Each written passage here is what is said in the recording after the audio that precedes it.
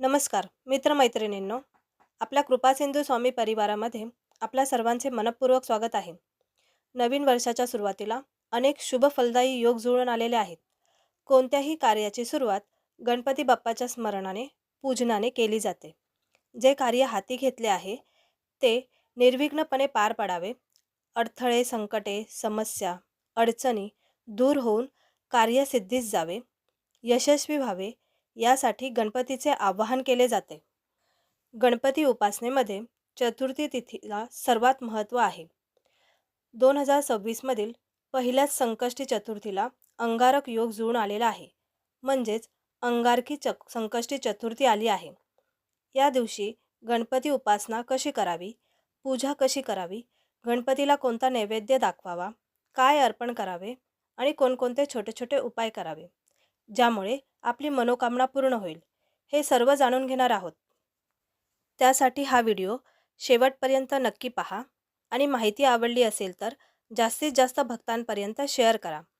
चॅनलला लाईक करा आणि अशी माहिती ऐकण्यासाठी चॅनलला सबस्क्राईब करायला विसरू नका.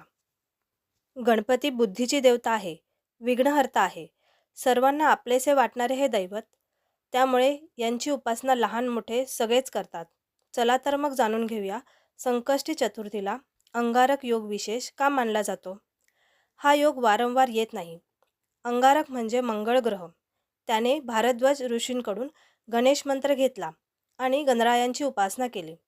त्यांच्या उपासनेवर प्रसन्न होऊन बाप्पाने त्याला आशीर्वाद दिला की माझ्या जन्माची तिथी चतुर्थी होती, म्हणून मंगळवारी येणारी चतुर्थी तुझ्या नावाने अर्थात अंगारकी चतुर्थी म्हणून ओळखली जाईल, असे गणेश पुराणात सांगितले आहे. या वर्षातील अंगारकी चतुर्थी 6 जानेवारी 2026 मंगळवारी सकाळी 8:01 सुरू होईल आणि 7 जानेवारी सकाळी 6:22 समाप्त होईल. पंचांगानुसार 6 जानेवारी रोजी चंद्रोदयाची वेळ रात्री 8:54 असेल. यावेळी चंद्राची पूजा करावी आणि पाणी अर्पण करून अर्घ्य द्यावे. या दिवशी राहू काळ दुपारी 3:03 सुरू होतो तर 4:21 आहे. या दरम्यान कोणतेही शुभकार्य करू नये. अंगारकी चतुर्थीच्या दिवशी कोणकोणत्या गोष्टी बाप्पाला अर्पण कराव्यात आणि कोणता नैवेद्य दाखवावा हे जाणून घ्यावे. गणपती बाप्पाला जास्वंदाचे फूल व्हावे, लाल रंगाचेच असावे. तसेच दुर्वा अवश्य अर्पण करावी, कारण दुर्वा अर्पण केल्याशिवाय बाप्पाची पूजा पूर्ण होत नाही. शक्य असेल तर 21 दुर्वांची जुडी अर्पण करावी. मोदकाचा नैवेद्य दाखवावा. मोदक करणे शक्य नसतील तर मोतीचूरचे लाडू दाखवावेत.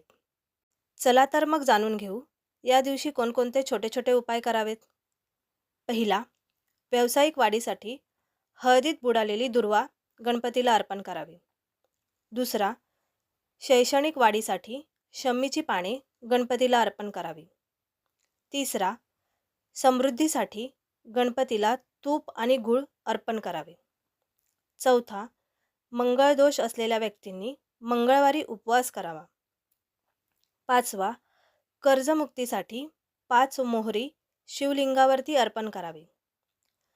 शक्य असेल तर गणपतीचे मंदिरात जाऊन आवर्जून बाप्पाचे दर्शन घ्यावे. गणपतीचा ओम गम गणपतये नमः हा मंत्र 108 वेळा किंवा जितका शक्य असेल तितक्या वेळा म्हणावा.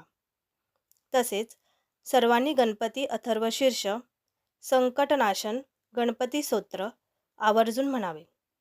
लहान मुलांनी गणपती अथर्वशीर्ष रोज बोलावे. फारच फलदायी आहे. त्यामुळे मुलांची अभ्यासात प्रगती होते. ही माहिती आवडली असेल तर कमेंट करून नक्की कळवा. तुमची कमेंट हीच माझी ऊर्जा. श्री स्वामी समर्थ. जय जय स्वामी समर्थ. धन्यवाद.